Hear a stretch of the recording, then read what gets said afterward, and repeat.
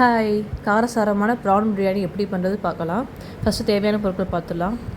கரம் மசாலா, பிரிஞ்சி இலை, பட்டை, லவங்கம், ஏலக்காய் நான் காட்டுற அளவு போட்டுக்கோங்க. ஒரு 4 பெரிய வெங்காயத்தை வந்து நல்லா ஸ்லைஸ் பண்ணிக்கோங்க. 2 தக்காளி போதும், 2 தக்காளி போட்டு அதையும் ஸ்லைஸ் பண்ணிக்கோங்க. ஒரு கைப்பிடி புதினா, ஒரு கைப்பிடி கொத்தமல்லி, ஒரு 75 ml 100 ml தயிர் எடுத்து வச்சுக்கோங்க. 3 டேபிள் ஸ்பூன் வந்து இஞ்சி பூண்டு பேஸ்ட் எடுத்து வச்சுக்கோங்க. ப்ரான் வந்து குட்டி குட்டியாக எடுத்து வச்சுக்கோங்க, அதான் டேஸ்ட் சூப்பராக இருக்கும்.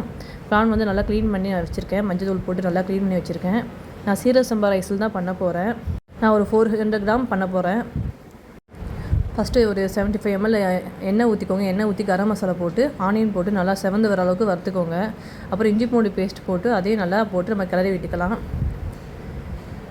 நான் ஒரு 2 டம்ளர் ரைஸ் எடுத்துருக்கேன். 2 டம்ளருங்கிறது வந்து 200 கிராம் வரும் எனக்கு ஒரு டம்ளர் வந்து.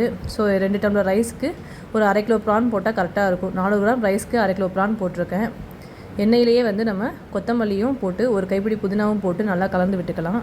ஒரு table spoon Kashmir chilli powder போட்டுக்கோங்க. அதான் பிரியாணி நமக்கு நல்லா கலர் கொடுக்கும்.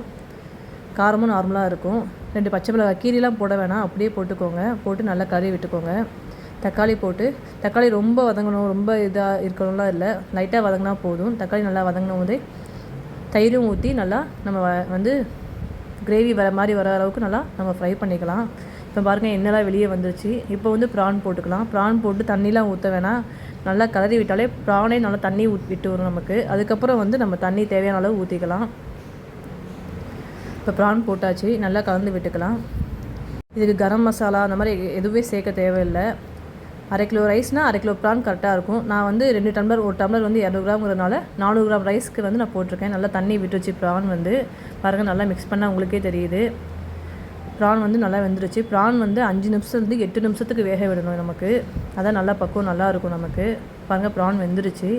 வெந்த உடனே இப்போ வந்து நம்ம என்ன பண்ணிக்கலாம், தண்ணி ஊற்றிக்கலாம். நான் வந்து 2 டம்ளர் ரைஸ்க்கு வந்து 4 டம்ளர் தண்ணி ஊற்றணும். பட் நமக்கு வந்து கிரேவியே 1.5 டம்ளர் அளவுக்கு வந்திருக்கு. ஸோ வந்து நம்ம ஒரு டம்ளர் தண்ணி ஊற்றினா போதும். அதுவே நமக்கு நல்லா ரைஸ் வெந்துடும். இதுதான் பக்குவம் வந்து. நல்லா தண்ணி நல்லா கொதிக்கணும். தண்ணி நல்லா கொதித்ததுக்கப்புறம் ரைஸ் போட்டுடலாம். நான் வந்து விசில்லாம் வைக்க மாட்டேன், அப்படியே சிம்லே வச்சு தம் வச்சுருவேன். தோசைக்கல் அதெல்லாம் தேவையில்லை. நல்லா தண்ணி கொதிச்சிருச்சு. தண்ணி கொதித்ததுக்கப்புறம் ரைஸ் போட்டுக்கலாம். எப்போதும் சிக்கன் மட்டன் பண்ணுறதுக்கு இந்த மாதிரி ப்ரான் பிரியாணி ஒருத்தர் ட்ரை பண்ணுங்கள், சூப்பராக இருக்கும். ரைஸ் போட்டாச்சு. சீரக சம்பா ரைஸில் பண்ணிங்கன்னா இன்னும் செமையாக இருக்கும். கண்டிப்பாக வீட்டில் ட்ரை பண்ணுங்கள். ட்ரை பண்ணிவிட்டு எனக்கு கமெண்ட் பண்ணுங்கள், ஷேர் பண்ணுங்கள், உங்கள் ஃப்ரெண்ட்ஸ்க்கும் சொல்லுங்கள். சப்ஸ்கிரைப் பண்ணிவிடுங்க மறக்காமல்.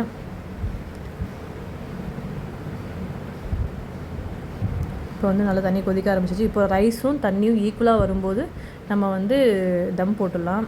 எனக்கு புளிப்பு கொஞ்சம் கம்மியாக இருந்தால் நான் லெமன் ஊற்றுறேன். உங்களுக்கு புளிப்பு எல்லாமே கரெக்டாக இருக்கும், லெமன்லாம் ஊற்ற வேண்டாம். புளிப்பு, உப்பு எல்லாம் இப்போ செக் பண்ணிக்கோங்க.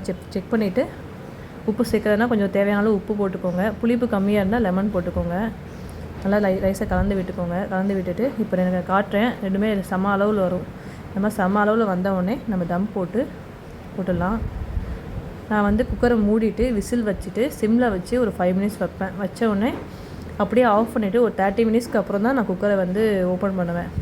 இதுதான் நான் தம் வைக்கிறது. நல்லா உதிரி உதிரியாக சூப்பராக வந்துடும். நீங்களும் வீட்டில் ட்ரை பண்ணுங்கள். பாருங்கள், ரைஸ் நல்லா வெந்துருச்சு. நான் 2 டம்ளர் தண்ணி தான் ஊற்றினேன். அதுவே பாருங்கள் நல்லா சூப்பராக உதிரி உதிரியாக வந்திருக்கு நமக்கு. பாய். சப்ஸ்கிரைப் பண்ணுங்கள் மறக்காமல்.